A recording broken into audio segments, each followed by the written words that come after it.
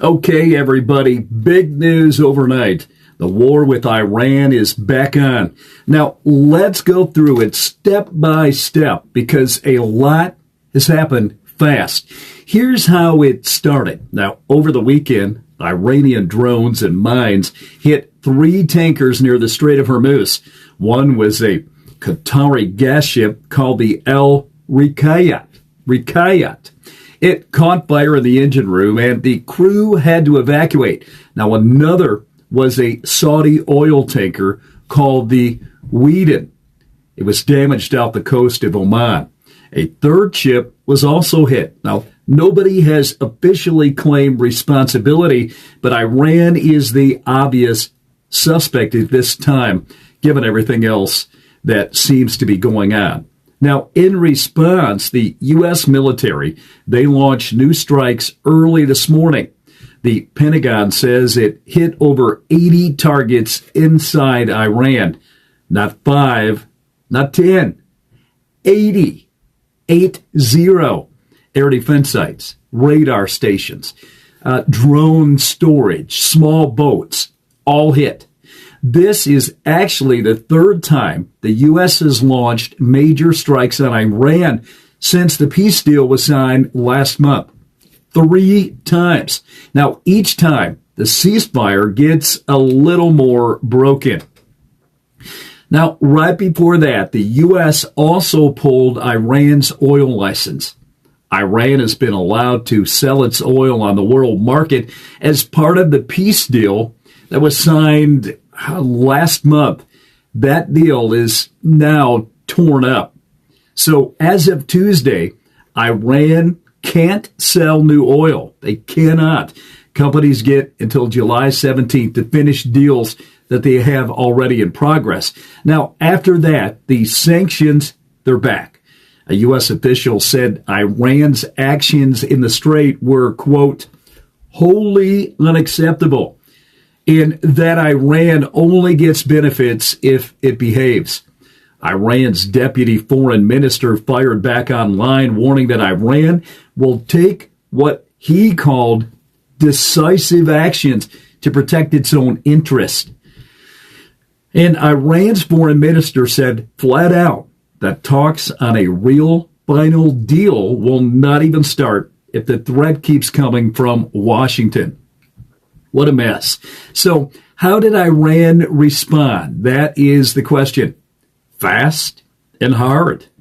Iran fired ballistic missiles and drones at 2 U.S. bases, one in Kuwait and one in Bahrain.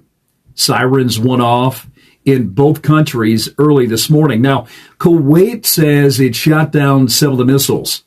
Bahrain says a building near its airport got hit.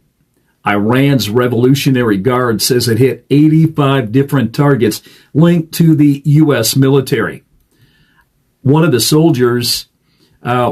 their own soldiers was killed in the crossfire too, which was reported. Now, Iran's military said American bases will, quote, experience hell in the coming days. That's a direct threat to keep going. Now, here's where it gets almost unbelievable. President Trump is at a NATO summit in Turkey right now. And instead of handling this quietly, he's been posting war content on his own social media all morning long. One post was a video labeled Massive Strikes Against Iran. Another was just a graphic of the word boom. Yeah, boom, with an explosion. Caption, I voted for this. Now, reporters at the summit noticed it right away. Trump also told reporters straight up that the peace deal with Iran is over, done in his mind, and that talking with Iran is just going to be a waste of time, in his words. He called their leadership scum. Yes, scum. This isn't a new tone from him either. Just a couple days ago, sitting in the Oval Office, Trump warned that if a real deal doesn't happen soon, The U.S. could knock out Iran's bridges in an hour and cut off their entire energy supply. So this morning's strikes didn't really come out of nowhere. He basically told everyone it was coming. Not a surprise. And this is all happening while Trump is supposed to be focused on NATO. He's already been public about being annoyed with the alliance, saying the U.S. pays too much to protect countries that don't pay him back in loyalty. So you've got him juggling a blown-up ceasefire with Iran and a tense room full of allies who didn't sign up to help fight this war in the first place. So, okay, just to be clear, the guy in charge of ending this war is the one posting explosion memes all about it. Meanwhile, the Gulf countries are getting hit in the middle of all of this, and they are absolutely furious. Now, not at Iran, and not really at the U.S. either. They're just furious at the whole situation. Now, Saudi Arabia, the UAE, Qatar, and Jordan, they've all condemned Iran strikes in Bahrain and Kuwait. A top UAE diplomat said this proves Iran isn't serious about backing down. Now, the markets are also reacting. Oil jumped the moment the news broke. Brent crude is up 6%, sitting around $78 a barrel right now. European stock markets dropped about 1.6% this morning. So this isn't just a Middle East story. It's already showing up in gas prices and stock portfolios everywhere else, too. Here's a detail almost nobody is talking about. China. China buys about 90% of Iran's oil exports, mostly through small refineries called teapot refineries. Even with all these U.S. sanctions, those refineries keep buying Iranian oil, which means the fighting barely slows down Iran's income. Now, the Treasury Department has been trying to sanction these refineries one by one, but it hasn't really stopped the flow. Now, at the same time, Iran is in the middle of a massive funeral. Their supreme leader, Ayatollah Khamenei, was killed back in Friday when the U.S. and Israel first launched this war. He wasn't alone. His daughter, his granddaughter, his son-in-law, and his daughter-in-law were all killed in that same airstrike. His body has been on a multi-day funeral tour ever since the mourning began. Now, earlier this week, huge crowds packed the city of Qom, some carrying signs that said, "Kill Trump." Today, his casket is in Najjar, Iraq, one of the holiest cities in Shia Islam, with huge crowds following it through the streets. Now, tomorrow, his body goes back to Iran to be buried in Mashhad, the city where he was born.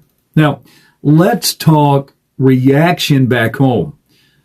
Let's talk Marjorie Taylor Greene, someone who used to be one of Trump's biggest supporters, is not happy at all. She pointed out that Trump and his whole team campaigned on ending forever wars, not starting new ones. She called this a total contradiction of everything that they promised. She also took a shot at Defensive Secretary Pete Hegseth, joking he's basically flying to Israel to take orders on how to, quote, bring peace, which is her sarcastic way of saying this looks like more war and not less. And on the fear-mongering side, you're Also hearing chemical weapon warnings again about Iran. Now, this is the same kind of talk we heard about Iraq back in the 2000s, and it turned out to be wrong then, too. Something worth remembering, that history before anyone treats these claims as settled facts. So where does that leave us? A ceasefire that's basically dead after breaking for the third time. Markets already reacting badly. A president posting mean graphics about military strikes while standing at a NATO summit. A key ally in his own party publicly calling him out. And a massive funeral moving through two countries for a leader who was killed to start this whole thing in the first place. Well, keep watching this as it develops. We want to encourage you to do that because it's moving fast. Let me know your thoughts in the comments. Subscribe if you want the next updates the moment it happens. This is Triple M Media Network. Thanks for watching.